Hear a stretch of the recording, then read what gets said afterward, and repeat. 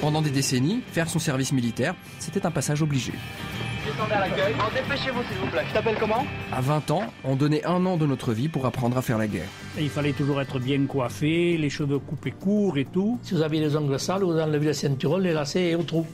Le garde à vous, le rompé, le à gauche, le à droite, c'est toujours des cris, c'est toujours des aboiements.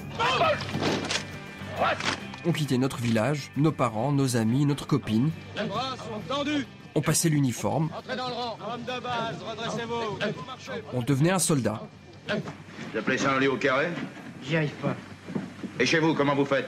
Chez moi, on fait pas les lits au carré, puis c'est ma mère qui les fait. Vous auriez dû l'emmener avec vous? On vous apprend à ne pas être un homme, puisque vous n'avez pas le droit de dire non. Je fais une réforme qui conduit la France à avoir, dans 6 ans, parce que c'est une réforme longue, une armée professionnelle. Depuis l'an 2000, on ne fait plus son service militaire. Il y en a qui le regrettent et qui pensent que ça nous ferait du bien, à nous les jeunes, d'être repris en main. Mais alors, si c'était si bien, pourquoi l'avoir supprimé ?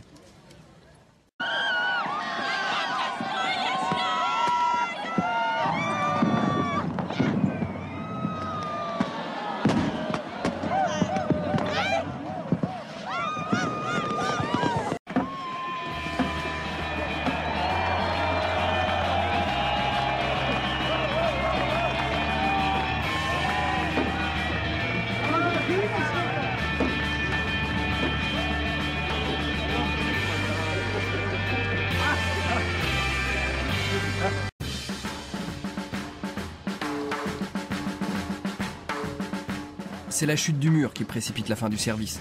Ils sont où nos ennemis maintenant ?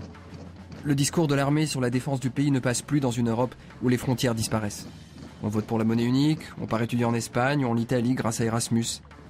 Les techniques militaires modernes, le matériel sophistiqué ne justifient plus notre présence dans les casernes. La durée du service est ramenée à 10 mois, et on le sent bien, 250 000 gugus à jouer aux petits soldats dans les casernes, ça coûte trop cher.